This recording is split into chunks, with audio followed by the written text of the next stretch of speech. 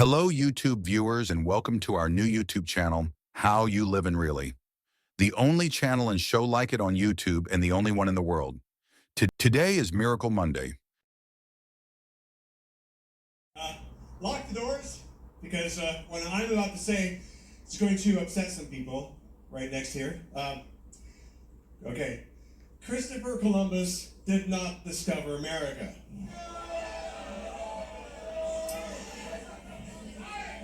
Exactly. I mean, never mind the question of like how you can discover a place where the inhabitants are watching you arrive from the shore.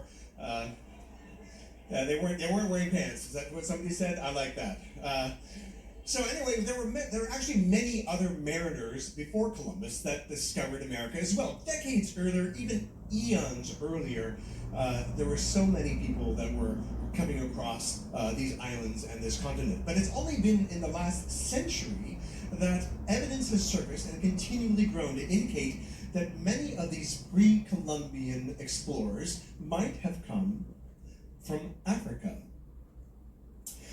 So the first scientist to promote this possibility was Leo Wiener. Born in Russia, Wiener immigrated to the United States in the late 19th century on his way to out that Columbus himself was aware that African mariners had preceded him. In his diary of his second voyage, Columbus tells of how the natives of Hispaniola actually had given him gold-tipped metal spearheads that they said were brought by black-skinned people who had come in large boats from the south and southeast. Coincidence? I think not. No. So what's interesting about that, so upon returning to Spain, is that he actually took the spearheads and he sent them away and they had them assayed, and it turned out to be that these spearheads were covered in this metal this alloy that the inhabitants called guanin, and the metallurgists actually found out that this was an alloy of 32 parts. It was like 18 of copper, which matched the metal used in spearheads made in Western Africa for thousands of years, as carried by medieval African warriors, including the Mali and the Moors. The West Africans even called this metal guanine, the same name used by the natives of Hispaniola. Goes, or it should anyway, in 1493, Columbus stole all he could see. Yeah, so on his second voyage, which was 10 times larger than the first, Columbus went on a frantic but unsuccessful island hopping trip to find gold and spices.